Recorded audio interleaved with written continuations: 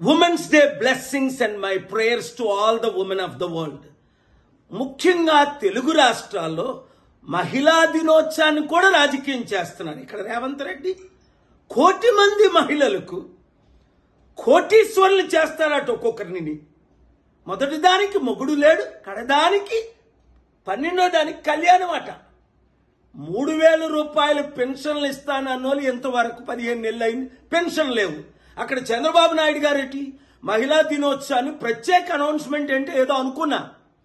డ్వాక్రా మహిళలకు 62 సంవత్సరాలు నిన్నోళ్ళకి 1,00,000 రూపాయలట, సహాయం చేసిన వాళ్ళకి 40,000 అట. ఎప్పుడు 62 సంవత్సరాలు వస్తాయి, ఎప్పుడు మీకు 1,00,000 రూపాయలు ఇస్తారు? అప్పుడు దాకా ఈయన బ్రతుకుంటాడా? బెట్టి బచావ్ బెట్టి పడావ్ అని మోదీ గారు బెట్టిల్ని మర్చిపోయారు. ఇంత మానభంగాలు జరుగుతుంటే దేశంలో రాష్ట్రాల్లో కోర్టుల్లో ఫైల్ చేసి ఫైట్ చేస్తుంటే 6 సంవత్సరాల అమ్మాయిని సంగారెడ్డిలో రేప్ చేస్తే లక్షల మహిళల మంది రేప్ జరుగుతుంటే ఈ రాజకీయ నాయకులు ఏం చేస్తున్నారు? కనుక మహిళలారా బయటికి రండి. ప్రజాశాంతి పార్టీలో చేరి సర్పంచులు, ఎంపీటీసీలు, జడ్పీటీసీలు, ఎమ్మెల్యేలు, ఎంపీలుగా 50% ఉన్న మహిళలు 50% అధికారాన్ని సంపాదించండి.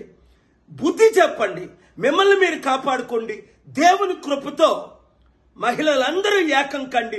మరి మోసపోకండి ఈ రాజకీయ నాయకుల మాటలు విని. ఈ వీడియో మహిళల కొరకు అన్ని ఛానల్స్ బ్రాడ్కాస్ట్ చేయండి, షేర్ చేయండి. Thank you very much.